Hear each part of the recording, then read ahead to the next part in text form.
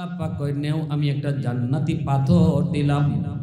এই পাথরটার বাংলা নাম হলো পরশ পাথর। পরশ পাথর নাম পাইছি তোমরা, শুনছেন না? কিন্তু পাথরটা কেমন কেউ কোনোদিন দেখিনি। নাম শুনছি পরশ পাথর, এটা কিন্তু একটা জান্নাতি পাথর। আল্লাহ মূসা নবীর জান্নাত থেকে দিছিলেন। এই পরশ পাথরটা যেই জায়গার মধ্যে লাগানো হইতো, সাথে সাথে মাটির টুকরা স্মরণ হয়ে যেত। বিশাল বড় পাহাড়ের মধ্যেও যদি পাথরটা লাগানো হয়, পুরা পাহাড়টা স্মরণ হয়ে যেত। আল্লাহ পাক মূসা, স্বর্ণের অভাবে তুমি ডরাও, নেও আমি আল্লাহ একটা পাথর দিলাম, জান্নাতি পাথর। এই পাথর তুমি যেই মাটির চাকায় লাগাইবা, যেই পাহাড়ে লাগাইবা, আমি আল্লাহ স্বর্ণ বানায়া দিমু। এই পাথরটার এত দাম। পাথরটা আরবিতে হলো কিমিয়া। এই পাথরটা তুমি যদি লাগাও স্বর্ণ হয়ে যাবে। মূসা নবী এইবার আল্লাহ স্বর্ণের ব্যবস্থা তো হইল, এখন স্বর্ণ কার কোথ পাই? কারুন ছিল একজন স্বর্ণকার।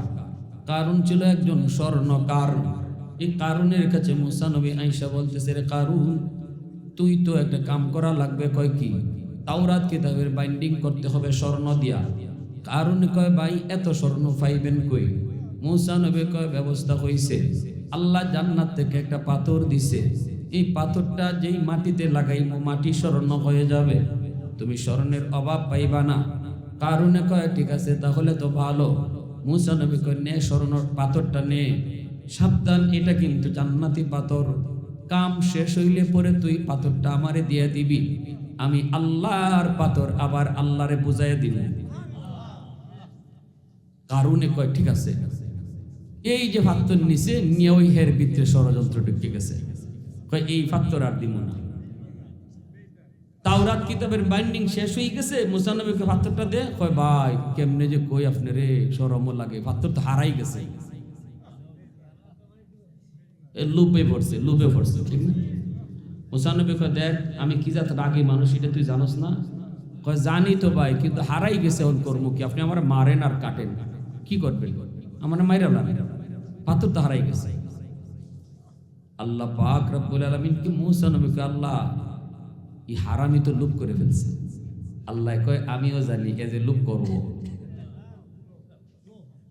এ যে লুপ করব আমিও জানি। এ দিত না তোমারে পাথর রেখেই লিব, রাখো। এরপরে কদ্দুর কি করে একটু তুমিও দেখো, আমি আল্লাহও দেখি। নূহ নবী আল্লাহ রে কয় আল্লাহ সব মাইরা লাও, বুঝি না আমারে মানবো, আমারে নবী হিসেবে বিশ্বাস করবো। রব্বি লা তাযার আলাল আরদি মিনাল কাফিরিনা দাইয়ারা।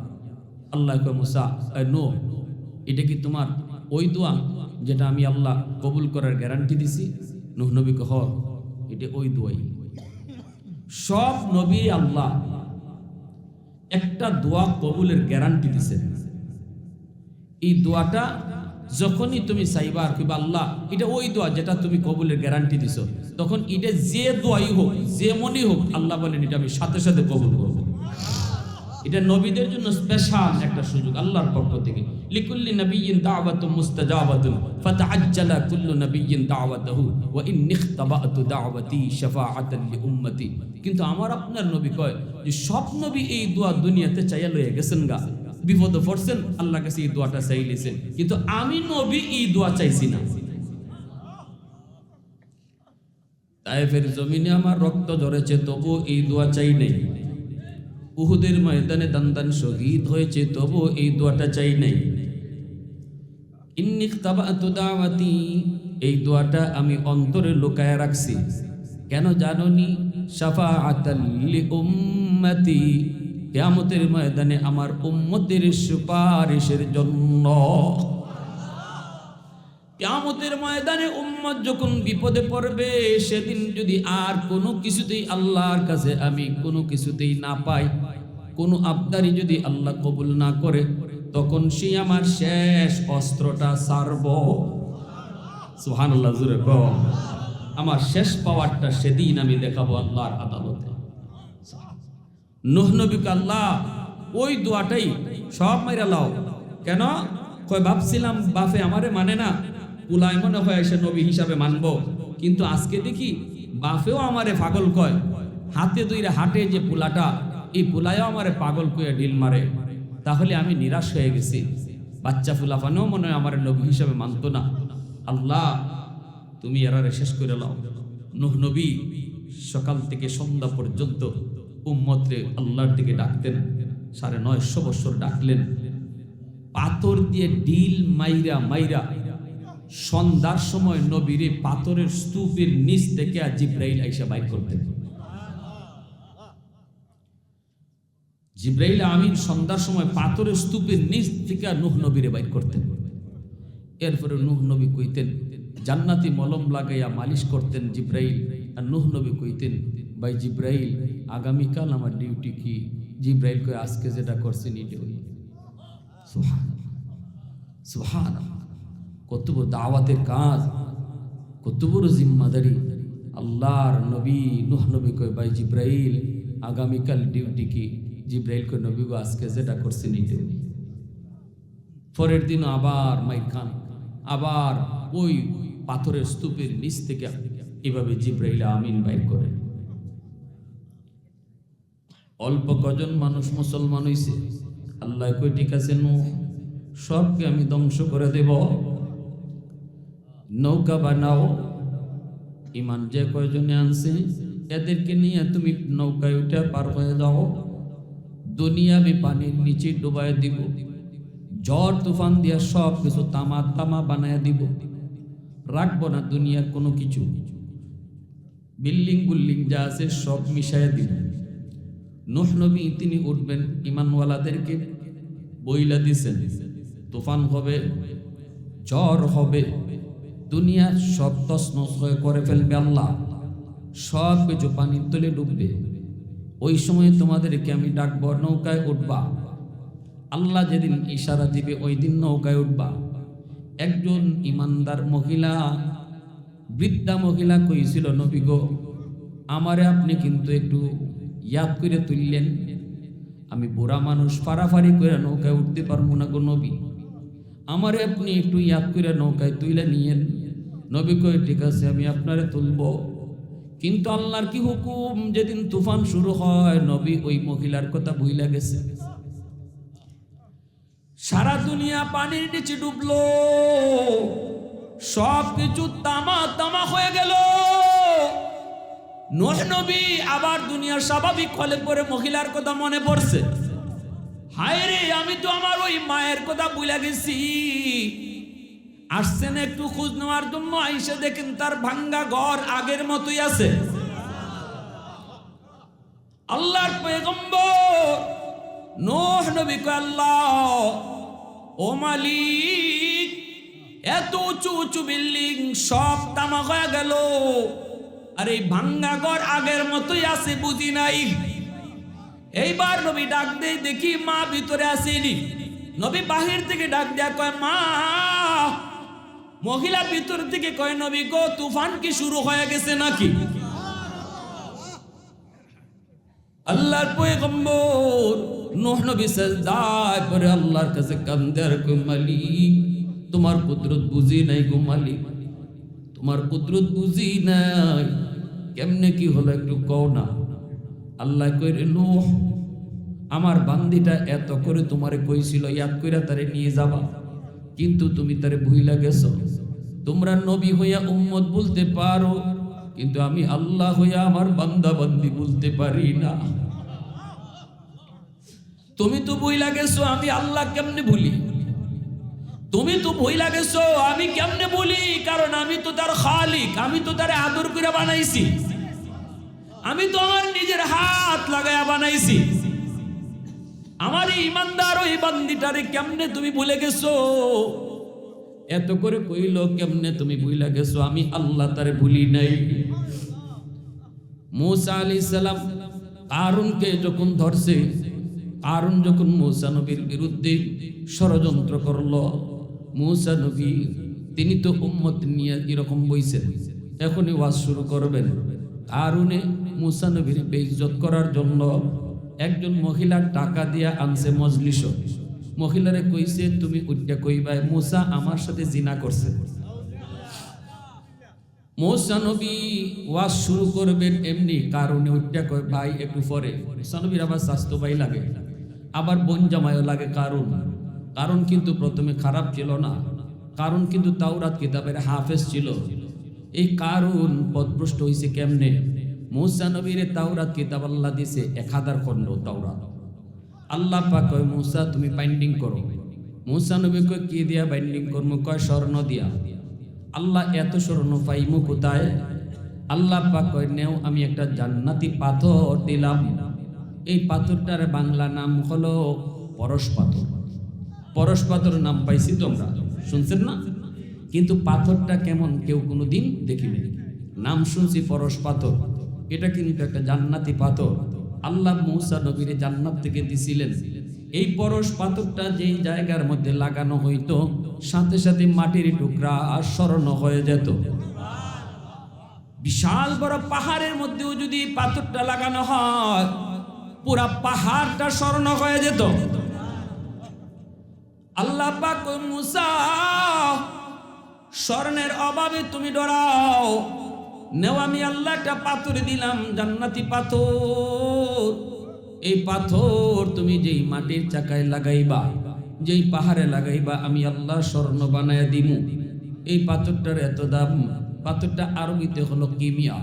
এই পাথরটা তুমি যদি লাগাও স্বর্ণ হয়ে যাবে। মুসা নবী এইবার আল্লাহ স্বর্ণের ব্যবস্থা তো হইল, এখন স্বর্ণ কার কোথায় পাই?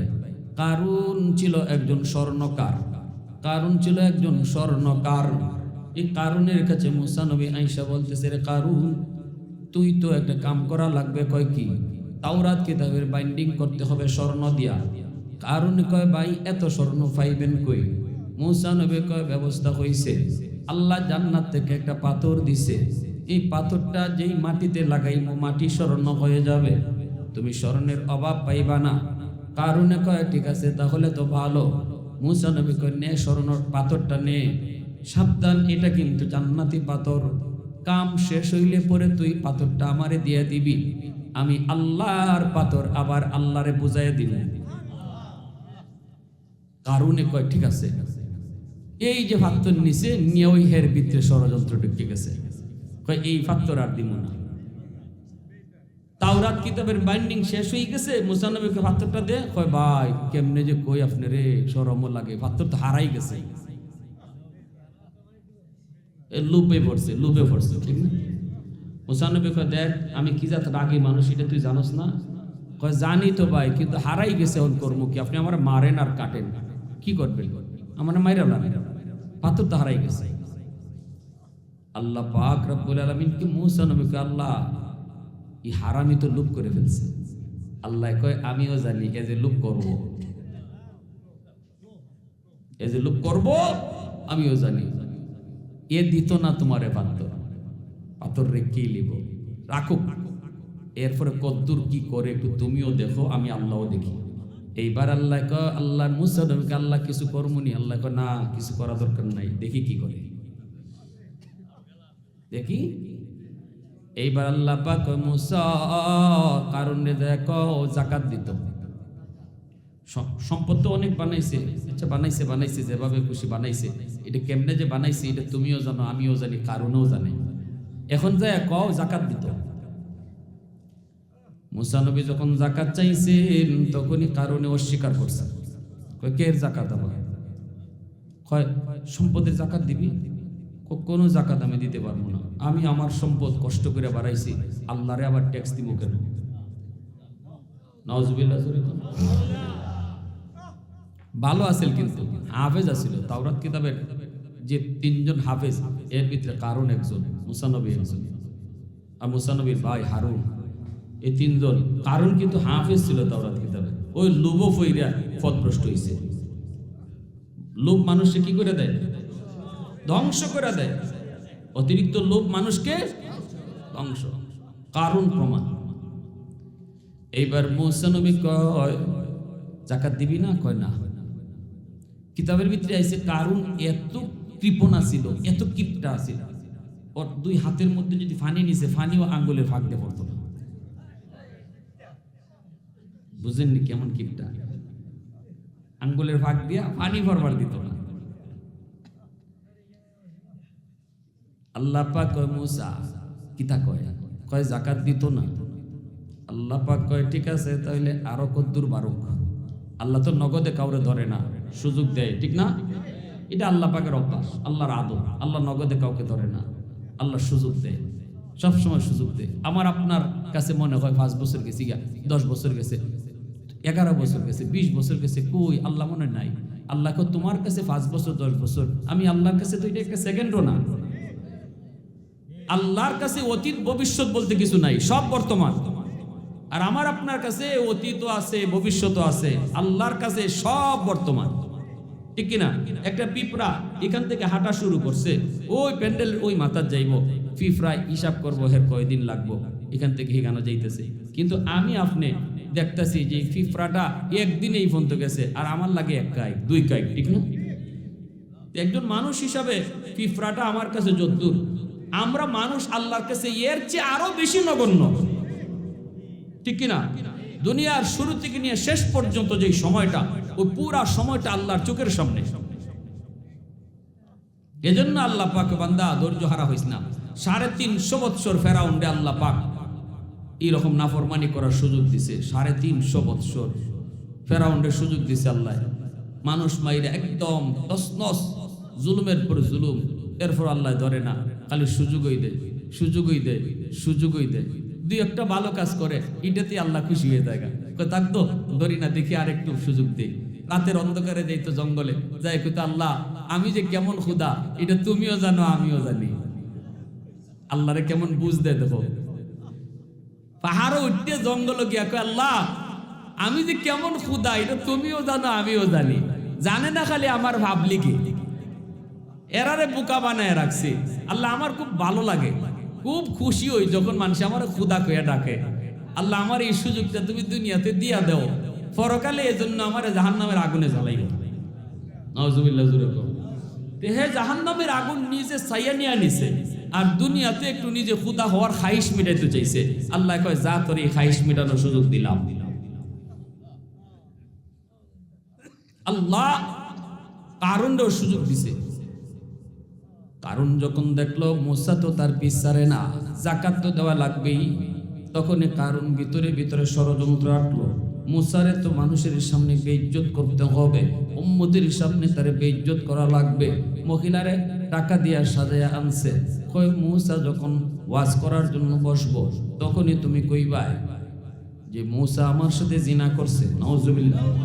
মুসা নবী যেই মাত্র ওয়াজ করার জন্য শুরু করবেন, এমনি কারণ বড় মজলিসে উম্মতের সামনে মুসা নবীরে কয় ভাই একটা কথা, আগে ওয়াজ পরে করেন, আগে আমার প্রশ্নের জবাব দেন। মুসা নবী কয় কি প্রশ্ন? তোর আবার কে প্রশ্ন? তুই কি করবি? আমার প্রশ্ন হইল কেউ যদি জিনা করে শাস্তি কি দিত? মুসা নবীকে শাস্তি হইলে এর রজম, এর হত্যা করে ফেলা। কারণ এটা কি খালি আমাগর লাগি না আপনার লাগি?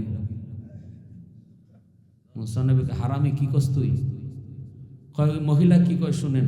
এমনি মহিলা উঠতে গেছি গা, মহিলা উঠতে যেই মাত্র খালি কইব যে মুসা আমার সাথে জিনা করছে, আল্লাহ কি এমনি বইয়ে থাকবো? সবকিছু আল্লাহ ছাড় দেয়, কিন্তু সব ছাড়ে না। আল্লাহ ছাড় দেয় কিন্তু সব ছাড়ে না। নবীরে বেইজ্জত করে ফেলবে মানুষের সামনে, আর আল্লাহ চুপ হয়ে থাকবো? আল্লাহর সাথে সাথে মহিলার কথারে আল্লাহ নিজে ঘুরাইয়া দিছে। মহিলা কয় ও মানুষের শুনো, কারণ আমারে টাকা খাওয়াই আনছে মুসা নবীর বিরুদ্ধে জিনার অপবাদ দেওয়ার জন্য। কি বুঝলেন?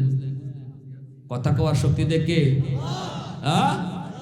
আর রহমান আল্লামাল কুরআন খলাকাল ইনসান আল্লামাহুল বায়ান। কথা বলার শক্তি দেখে সাথে সাথে কারণ তো দৌড় দিতে চাইছে। এমনি মুসা নবীকে আল্লাহ এরে তুমি ধরবা নাকি আমি ধরমু? আল্লাহ কয় তুমি ধরো, আমি সাহায্য করমু। মুসা নবী কইয়া আর খুদি এ জমিন আরে ধর। মুসা নবী উম্মতরে কয় নাই এরে ধরো, মুসা নবী কয় জমিন রে জমিন ওরে ধর। সাথে সাথে জমিন কামড় দিয়া ধরছে, পায়ে কামড় দিয়া ধরছে। কারণ আর দৌড় দিতে পারে না, দেখি জমিন কামড় দিয়া ধরছে। এখন কারণ তো অবাক হয়ে গেল। কারণ যখন দেখলো জমিন কামড় দিয়ে ধরলো, এবার কারণ বুঝে গেছে সে ধরা খায়া গেছে। মুসা নবী কয় এই জমিন এরে ভালো করে ধর, এরে ভালো করে ধর। জমিন তো খাওয়া শুরু করলো, হাঁটুটা পর্যন্ত জমিনের নিচে চলে যাইতেছে। কারণ কয় ভাই মুসা ভুল হয়ে গেছে, চরম ভুল করে ফেলেছি, আমারে তুমি মাফ করো। মুসা নবী কয় জমিন এরে ভালো করে ধর, ভালো করে ধর। কারণ মুসা নবী নরম নবী না গরম নবী? খালি গরম নাকি বেশি গরম? মুসা নবী যখন বেশি গরম হইতেন ওনার চুলগুলা খাড়া হইয়া টুপি ছিদ্র হইয়া চুল বাইরে যেত। চুলগুলা কাটার মতো এইভাবে বাইরিত, শরীরের চুল পশম গায়ের পশমগুলো এইভাবে কাটার মতো খাড়াই যেত মুসা নবী যখন গরম হইতেন। এই জন্য মুসা আলাইহিস সালাম গায়ের শরীরের পশমগুলারে থামাইয়া রাখবার লাগে আগে ফইলা একটা কাপড় পরতেন, মোটা কাপড়। এই কাপড়ের কামা ছিল পশমরে আটকাইয়া রাখা। মুসা নবী কয় রে কারুন আর বাঁচার কোনো উপায় নাই, বহু সুযোগ পাইছো, জমিনের ভালো করে ধর। এখন জমিনে শুধু নিচের দিকে নেই আর নিচের দিকে নেই, জমিন শুধু নিচের দিকে নেই। কারণ শুধু কান্দের কয় ভাই মুসা ভাই একটু দয়া করো, মায়া করো, আর জীবনে কোনো দিন কোনো অন্যায় করবো না, তুমি যা কইবা তাই মানবো। মুসা নবী তো ছাড় দেয় না, কয় না রে জমিন এরে ভালো করে ধর, এর কোনো মাফ নাই। যতই মাফ চাই মুসা নবী মাফ দেয় না, মাপ দেন না, গলা পর্যন্ত চলে গেল। এইবার কারণ কয় আমার ঘরে তোমার বোন আছে, অন্তত বোনের মায়ায় আমার একটু মায়া করো। মুসা নবী কয় হবে না, এরে জমিন এরে ধর। যেই মাত্র গলাও চলে যাইতেছে, কারণ কয় বুঝছি আমার সবগুলি সম্পদের মালিক তুমি হইবা, এজন্য আমারে মাটির নিচে দাবাও। মুসা নবী কয় মালিক বেঈমানে কয় কি, ওর চোখের সামনে সবগুলি সম্পদ, ওর চোখের সামনে ওর সাথেই মাটির নিচে দাবায় দাও। কারণ দেখতেছে এর অট্টালিকাগুলো মাটির নিচে দাবতেছে, চোখের সামনে সব সম্পদ আল্লাহ মাটির নিচে দাবায় দিতেছে। এইবার কারণ মাটির নিচে যায়, সবগুলি সম্পদ মাটির নিচে যায়। মায়ার নবী বলেন কিয়ামতের আগ পর্যন্ত কারণ তার সম্পদ লইয়া মাটির নিচের দিকেই যাবে। এখনো পর্যন্ত কারণ মাটির নিচের দিকেই দাবতেছে। আল্লাহু আকবার জোরে বল। আল্লাহ পাক কই মুসা ও মুসা এত করে কারণ তোমার কাছে মাপ চাইলো। এইবার আমার আল্লাহর কথাটা শুনেন, আমার আল্লাহ কত বড় দয়াশীল, কত বড় মায়াশীল, আল্লাহ কত বড় বান্দার প্রতি রহমওয়ালা।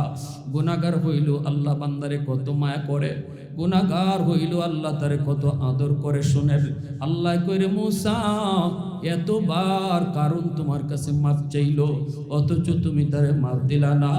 শোনো আমি আল্লাহর কাছে যদি একবার কারণে মাপ চাইতো, শুধু বারবার তোমার কাছে মাপ চাইছে, একবার যদি আমি আল্লাহর কাছে মাপ চাইতো আমি তারে মাফ করে দিতাম।